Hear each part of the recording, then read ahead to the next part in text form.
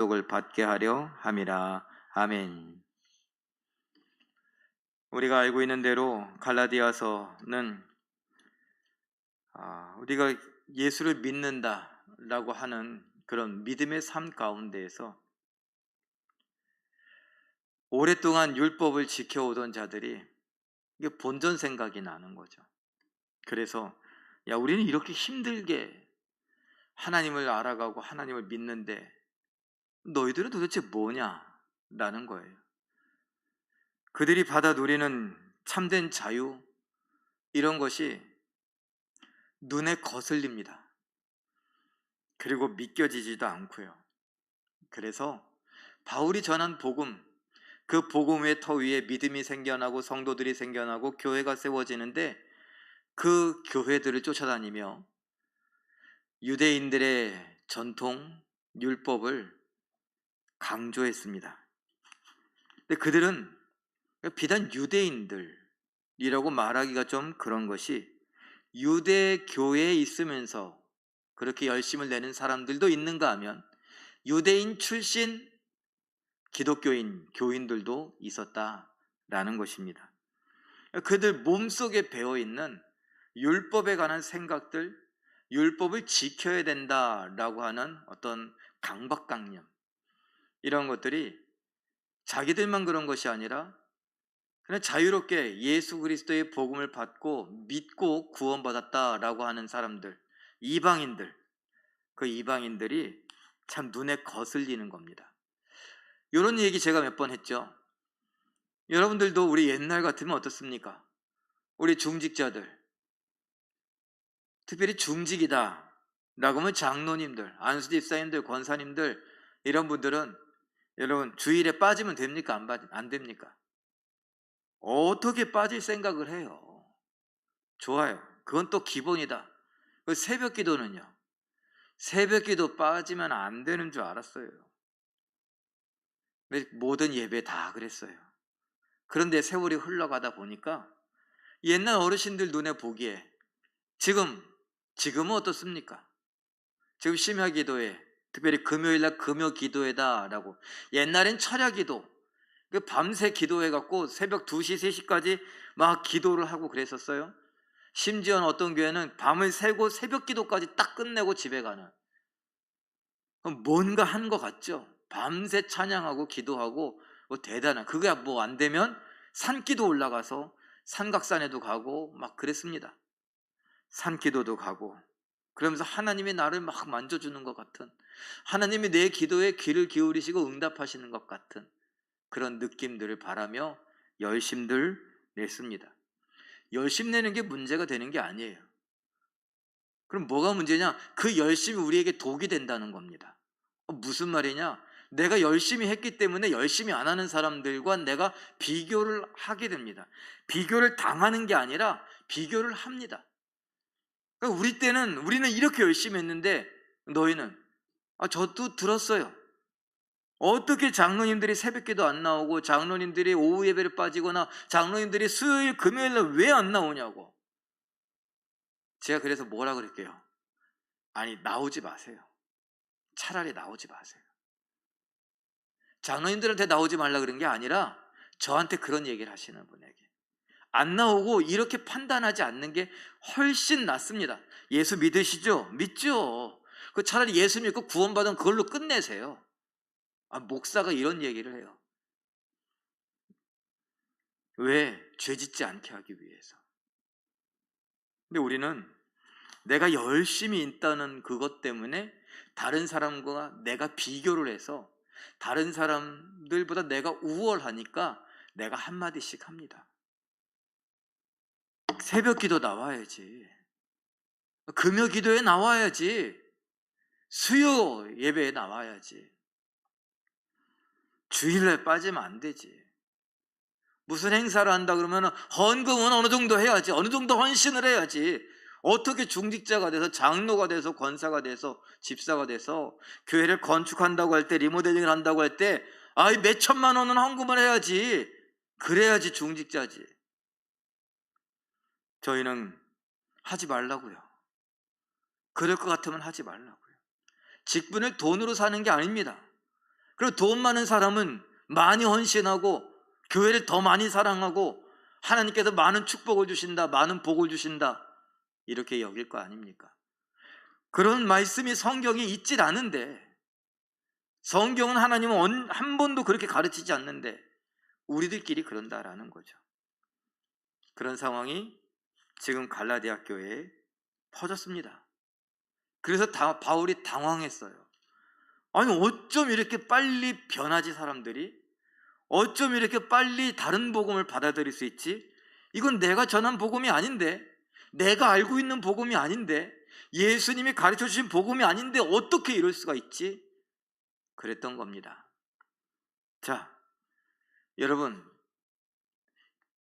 유대인 기독교인이든 아니면 그냥 유대교인이건 지금 갈라디아 교회, 최소한 갈라디아 교회만 봐더라도 거기에 영향을 끼쳤습니다.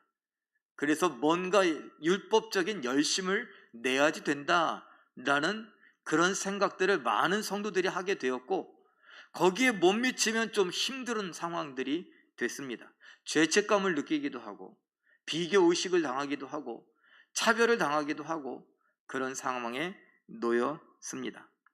그래서 저는 이 바울이 지금 이야기를 전개해가는 과정을 보니까 꼭 이렇게 질문하는 것 같습니다. 자, 여러분, 잠깐만요. 잠깐만 멈추고 한번 생각해 봅시다. 우리의 믿음이라고 하는 건 언제부터입니까? 라고 묻는 거예요. 인간적으로 따져서 우리의 조상은 누구고 우리는 믿음이 어디에서부터 누구에서부터 출발했다고 생각합니까? 라고 했더니 대부분의 유대인들 다 그래요. 믿음의 조상 누구라고요?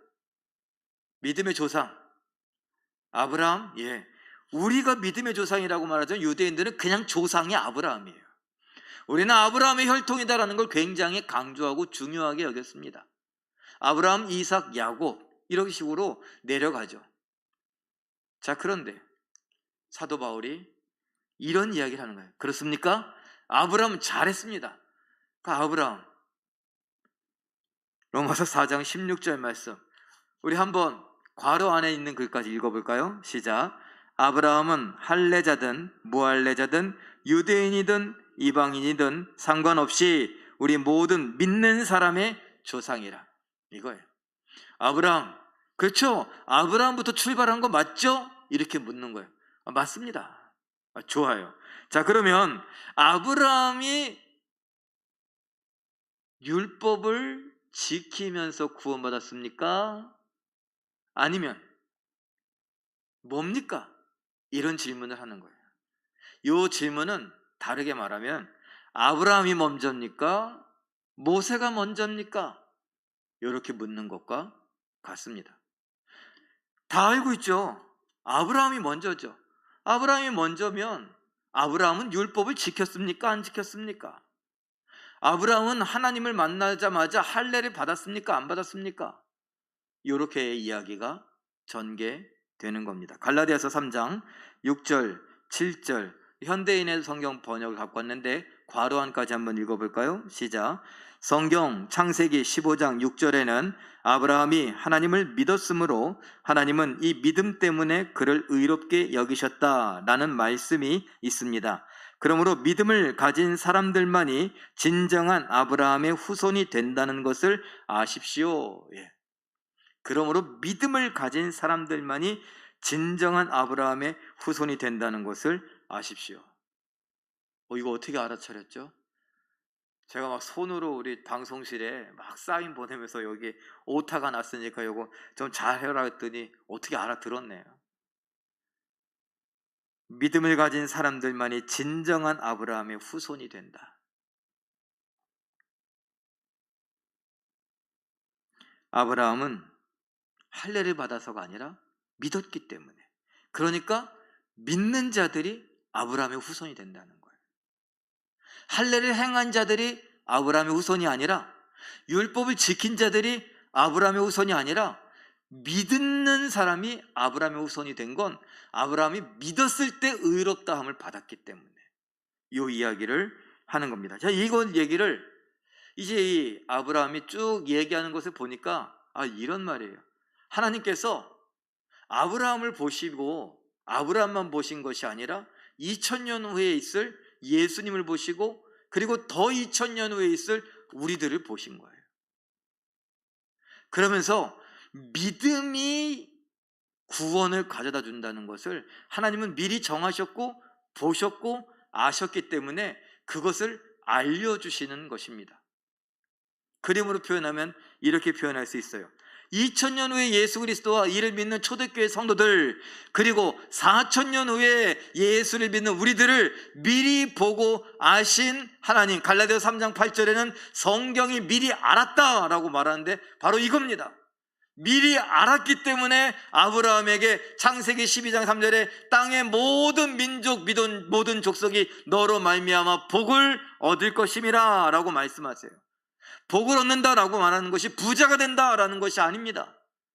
복을 얻는다라는 것은 바로 예수를 얻는다는 것이고 바로 구원을 받는다라는 것입니다. 죄에서 용서함 받는다는 것이고 천국에 가게 된다는 것이고 영생을 얻게 된다라는 것입니다. 12장 1절에 너는 본토 친척 아비의 집을 떠나라. 내가 너로 큰 민족을 이루겠다. 그러면서 너를 저주하는 자에게 내가 저주하고 너를 축복하는 자에게 내가 복을 내려주고, 이런 말씀들 가운데 뭐라고요?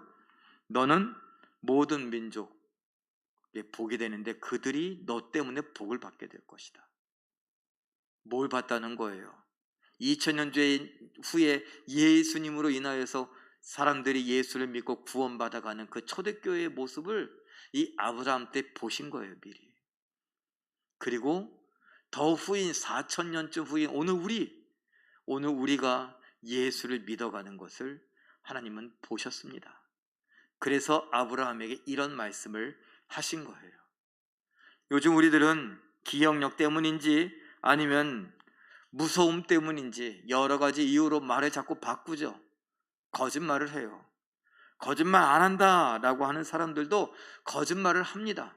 왜요? 기억력 때문에 그러기도 하고, 제가 얘기한 대로 무서워서 이렇게 말했다가 그렇게 말 안 했다고 하고 또 이렇게 다르게 말하고 그럽니다. 그런데 하나님은요, 그러지 않으세요. 이미 충분히 다 아시고 충분히 정확한 말씀을 하시는데, 아브라함을 만났을 때 하셨던 그 말씀은 아브라함에게만 하신 말씀이 아니라 오늘 우리에게 하신 말씀이에요. 어떻게 4000년 후 우리를, 하나님에게는 시간 개념이 중요하지 않다니까요. 그러니까 하나님이에요. 하나님은 4000년 전에 하나님이냐 2000년 전에 하나님이냐 2000년 후에 하나님이냐 4000년 후에 하나님이냐, 이게 중요하지 않아요. 하나님은 저를 보실 때 제가 태어나기 전 창세 전부터 해서 지금을 보실 뿐만 아니라 제가 죽은 다음이건 이 세상이 끝난 다음까지 동시에 다 봅니다. 저 개인을 놓고 본다면 제가 태어나는 순간부터 죽는 순간까지 한 번에 보시는 분이 하나님이세요. 우린 도저히 그걸 이해할 수 없어요. 어떻게 그런 일이 가능하냐고, 어떻게 과거, 현재, 미래 이 시간적인 흐름을 어떻게 한 번에 보냐고. 우리는 상상할 수 없지만 하나님은 하실 수 있습니다. 아브라함에게 그러신 거예요. 그리고 이 말씀을 읽는 우리에게 지금 그러시는 겁니다. 그래서 갈라디아 3장 9절과 같이 읽을 수 있습니다. 읽어보죠. 시작. 믿음으로 사는 사람은 믿음을 가진 아브라함과 함께 복을 받습니다. 아브라함이 복을, 너로 인하여 모든 민족이 모든 족속이 복을 받을 것이다 라고 했던 말은 이 믿음 때문에 우리가 복을 받는데, 그 복은 아브라함과 함께 받는 복이다 라고 알려줍니다. 그래서 그림으로 표현하면 이렇게 말할 수 있어요. 교회들이요, 갈라디아 교회요, 도대체 누구를 볼 겁니까? 아브라함을 볼 겁니까? 모세를 볼 겁니까? 아브라함의 약속을 들을 겁니까? 모세의 율법을 볼 겁니까? 모세의 율법은 기원전 1400년 전, 지금부터 1400년 전의 일인데 아브라함은 2000년 전의 일입니다. 누가 먼저입니까? 아브라함이 먼저죠. 그럼 아브라함을 먼저 봐야 되는 거 아닙니까? 그런데 성경을 보니까 아브라함을 있게 하신 분은 하나님입니다. 아브라함을 구원하신 분은 하나님입니다. 그러니 모세 율법에 잡고 있지 말고 사람으로 따져도 아브라함이 조상이고 아브라함이 집중해야 되는데 우리는 사람을 보는 것이 아니라 하나님 우리에게 어떻게 말씀하시는가 거기에 집중합시다 라고 이야기하는 거예요.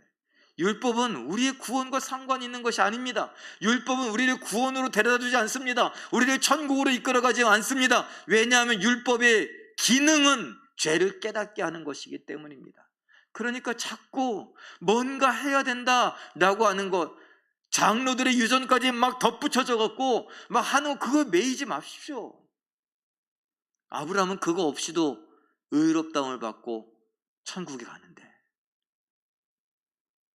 그 아브라함을 보시고 부르신 하나님은 그렇게 말씀하시지 않는데, 그러니까 율법에 매이지 맙시다. 갈라디아 3장 10절 현대인의 성경 한번 읽어볼까요? 시작.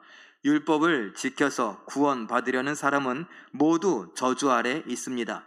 그것은 율법책에 기록된 모든 것을 항상 지키지 않는 사람은 누구든지 저주를 받을 것이다 라고 성경 신명기 20장 26절에 기록되어 있기 때문입니다. 여러분이 율법을 중요하게 여기고 자꾸 율법의 생각을 하면 율법을 하나라도 어기면 안 된다는 것입니다. 어떻게 하실 겁니까? 율법 613개의 그 조항 항목들 다 외우고 계십니까? 그것들을 다 지킬 수 있습니까? 그러지 못하면 죄의 삭은 사망이라고 했던 그 사망의 저주 아래밖에 거할 수 없는데 어떻게 하시려고 자꾸 율법을 운운하십니까? 로마서 3장 20절 말씀 읽어보죠. 시작. 율법의 행위로 그의 앞에 의롭다 하심을 얻을 육체가 없나니 율법으로는 죄를 깨달음이니라. 율법은 죄를 깨닫게 하는 기능이 있는데 이걸 자꾸 지키려고 하니 하나님은 뭐라고 말씀하셨어요? 율법으로는 그 앞에서 의롭다 하심을 얻을 육체가 없대요. 사람은 그 율법을 다 지킬 수 없다, 완벽하게 지킬 수 없다. 그러니까 율법으로 구원받을 생각, 율법으로 천국 갈 생각, 율법으로 의롭다고 자랑할 생각은 꿈도 꾸지 말아라. 율법은 그런 역할을 하는 것이 아니다. 우리는 안 됩니다 라는 것을 알게 하는 것이다. 죄를 깨닫게. 내가 죄인입니다. 난 죄인이네요. 죄인이에요. 난 죄의 싹은 사망이라고는 사망의 올무에 걸리고 사망의 덫에 걸려서 나는 고통당하고 슬퍼하고 어쩔 줄 몰라 하는 연약한 사람입니다. 그러니 어떻게 해달라고요? 제발 도와주십시오. 도와달라고요. 예수님께 구원을 요청하고 도움을 청하라고. 율법의 기능이 그것이에요. 갈라디아 3장 11절도 덧붙입니다. 현대인의 성경입니다. 읽어보죠. 시작. 그래서 하나님 앞에서는 아무도 율법으로는 의롭게 되지 못한다는 것이 분명합니다. 성경 하박국 2장 4절에도 의로운 사람은 믿음으로 살 것이다 라고 기록되어 있습니다. 율법으로 사는 것이 아니라 믿음으로 산다라고 말한 이유가 있다는 거예요. 아무도, 그 누구도 율법의 행위로 구원받을 생각은 꿈도 꾸지 마라. 그러니까 믿음으로 살아야 됩니다 라는 거예요. 지금도 예배에 참여하고 헌금을 하고 성경을 많이 읽고 찬송을 막 다 따라 외우고 이런 것들 때문에 누군가를 폄하하고 누군가를 비교하고 누군가를 정죄하고 판단하고 그런다면 우리도 모르는 사이에 또 다른 율법이에요. 성경 하루에 몇 장쯤 읽으십니까? 몇 장쯤 읽으면 거룩할까요? 경건할까요? 좋아요. 어떤 분이 에이 그래도 한 10장은 읽어야 되지 않겠습니까? 그렇다고 쳐요. 그래서 하루에 한 장을 읽거나 아니면 한 장도 안 읽는 사람에 대해서 아유 저 목사가 돼갖고 장로가 돼갖고 권사가 돼갖고 그것도 안 읽어? 그러면서 뭘 하겠다고, 그리고서 뭘 경건하다고, 뭔 직분을 갖고 있다고 이랬다고 쳐요. 그런데 어느 날 되게 피곤했어. 되게 피곤해서 내가 하루에 10장씩 읽던 성경을 못 읽었네요. 그럼 어떻게 해요? 되게 찜찜해요. 불편하고요. 그 뭐 짜증도 나요. 심지어는. 그건 둘째치고 내가 하루에 10장씩 읽어서 나는 의롭다고 했는데 그걸 못하는 순간 어떻게 돼요? 난 죄 짓는 것처럼 되는 거예요. 내가 다른 사람 다 판단했잖아요. 그 판단에 매이게 되는 거라고요. 어떻게 할 거예요? 새벽기도? 새벽기도 막 열심히 나오고 한 번도 안 빠진다고 그걸 자랑해요. 근데 어느 날 아팠어. 아파서 못 일어났어요. 아픈 것도 막 마음이 안 좋은데 새벽에 못 일어나는 게 더 화가 나. 그래갖고 하루 종일 뭐 일이 안 돼요. 불편하고. 다른 사람 안 나온다고 정죄했었죠. 그게 내 의의라고 여겼어요. 내가 못하는 바람에 난 어떻게 됐어요? 내가 만든 그 올무에 내가 걸렸어요. 어떻게 할 거예요? 하나님 앞에 죄송하다고 그러면 돼요? 다른 사람은 기껏 정죄해놓고 내가 율법이라는 게 그런 거예요. 바리새인들이 그런 거예요. 유대인들이 그런 거라고요.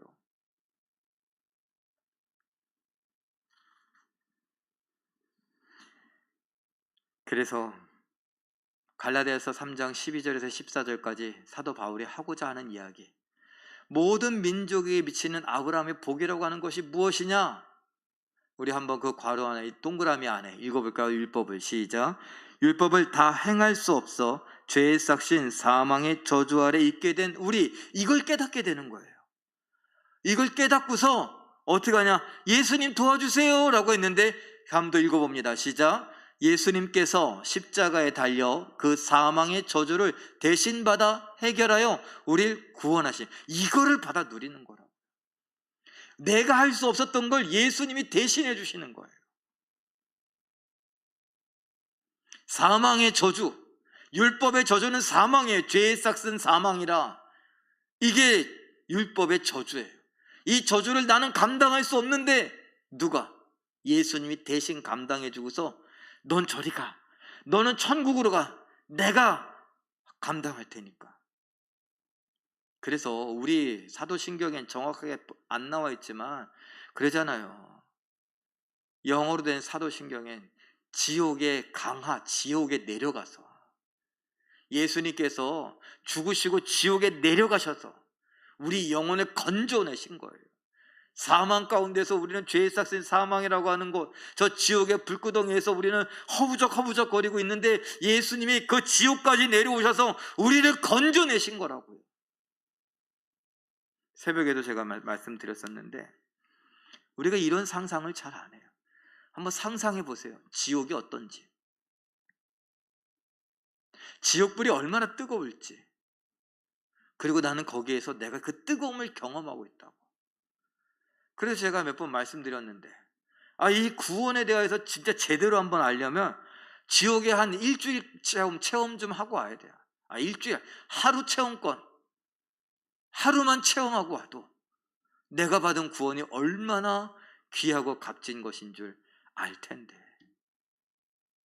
내가 감히 이런저런 것들을 해서는 내가 도저히 천국에 갈 수 없다는 것을 알 텐데, 내가 수억 수천억을 헌금을 해도 그 돈으로도 내가 할 수 없다는 걸 알 텐데, 내가 전도를 아무리 많이 하고 내가 의롭다고 할 만한 일들을 아무리 많이 해도 천국에 갈 수 없다는 걸 알 텐데,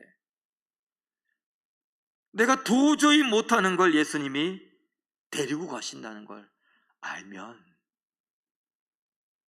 지금 이러쿵 저러쿵 하며 불만, 불평 이런 것도 안 할 텐데.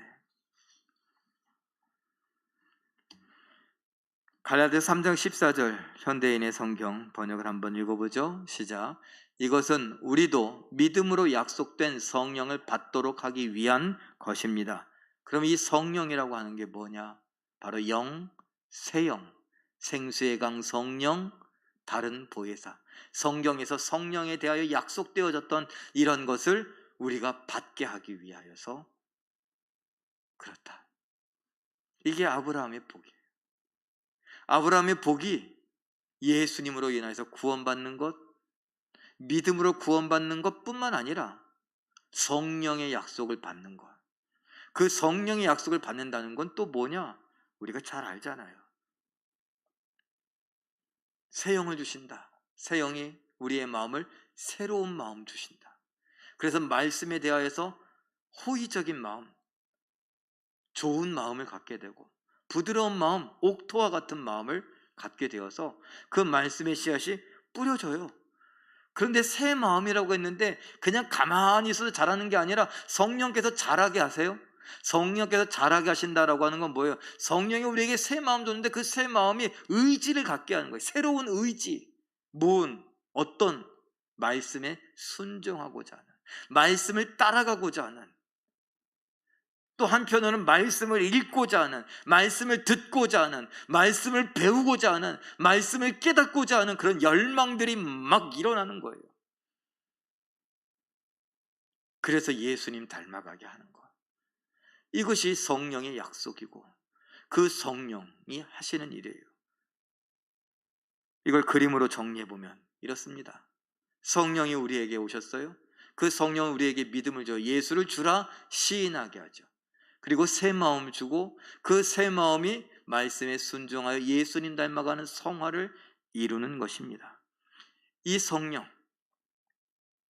성령을 우리에게 믿음으로 주시는 거예요. 아브라함이 복을 받았어요.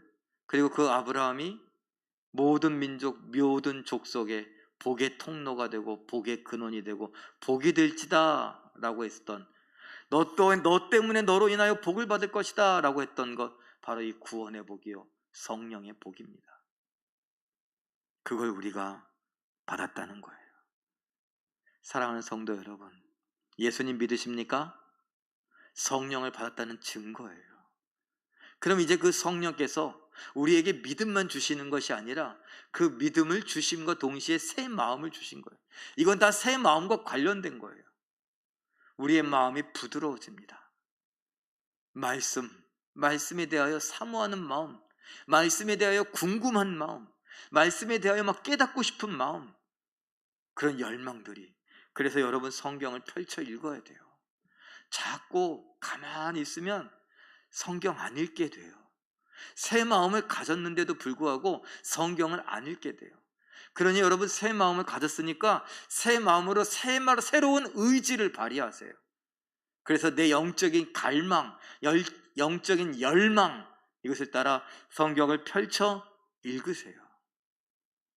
그리고 성경을 읽으며 성경을 붙들고, 이렇게 붙들고 말고 말씀을 붙들고 기도하세요.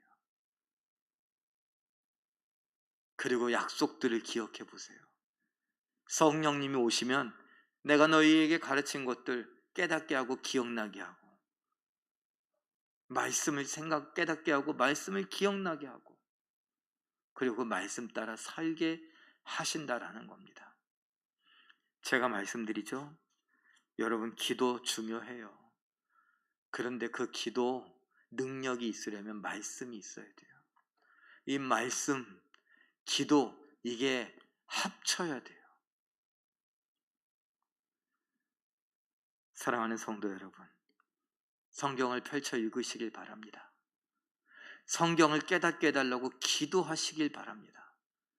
빚갚게 해달라고 기도하는 그 기도보다 뭘 살 수 있게 해달라고, 뭘 낫게 해달라고, 아프지 않게 해달라고 하는 그 기도보다 성경을 깨닫게 해달라는 기도가 더 많고 간절해야 합니다. 그러면 말씀이 살아 운동력이 있어요. 말씀이 우리에게 생명을 준다는 것, 말씀으로 산다는 것이 무엇인지 우리가 알아가야 됩니다. 조금씩이라도 알아가자고요. 성령께서 허락하실 겁니다.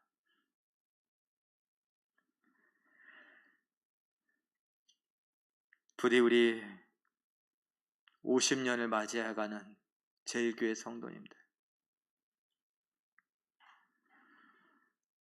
나이가 들어가는 나이만큼 예수님에 대해서 조금씩 더 알아가고, 그래서 그 예수님이 나를 얼마나 사랑하시고 귀히 여기시는가 알아가고, 그 예수님을 알아간다는 것이 얼마나 복된 것인가 또 알아가시고, 예수님을 닮아간다는 것도 얼마나 귀하고 복된 것인가 알아가면서 살아갈 수 있길 바랍니다. 여러분, 감정에 너무 속지 마세요. 감정 따라 살아가지 마세요. 기분 나쁘다고 막 말하지 마세요. 기분 나쁘다고 막 행동하지 마세요. 기분 나쁘면 자중하세요. 기분 나쁘면 말을 하지 마세요. 기분 나쁘면 뭘 하지 마세요. 기분 나쁘면 엎드리세요. 하나님 앞에 우세요. 하나님 앞에 기도하세요. 하나님 앞에 기분 나쁘다고 말하세요. 기분 나쁘면 기분 나쁘다고 화내고 짜증내지 마시고, 기분 나쁠 때 성경을 펼쳐서 읽으려고 애쓰시면서, 하나님 나에게 성령의 감동을 주시고 이 말씀이 깨달아지게 하시고, 나 이 기분 나쁜 것이 하나님 내가 원하는 것도 아니고 그 어떤 사람이 원하는 것도 아니고 하나님이 원하는 것도 아니니, 내가 예수님처럼 예수님 따라 말씀 따라 살아갈 수 있게 도와주세요. 그럴 수 있는 우리가 되기를 바랍니다. 이것이 믿는다라고 하는 우리 성도들의 삶이어야 합니다. 다들 그렇죠? 잘 안 돼요. 솔직하게 얘기하자고요. 잘 안 돼요. 그러니까 더 간절히 기도해야죠. 더 간절히 이 말씀을 알려고 애써야죠. 하나님께 주신 말씀, 성령, 믿음, 새 마음 따라서 순종하며 예수님 닮아가는 우리 모두가 되시길 예수님의 이름으로 축원합니다.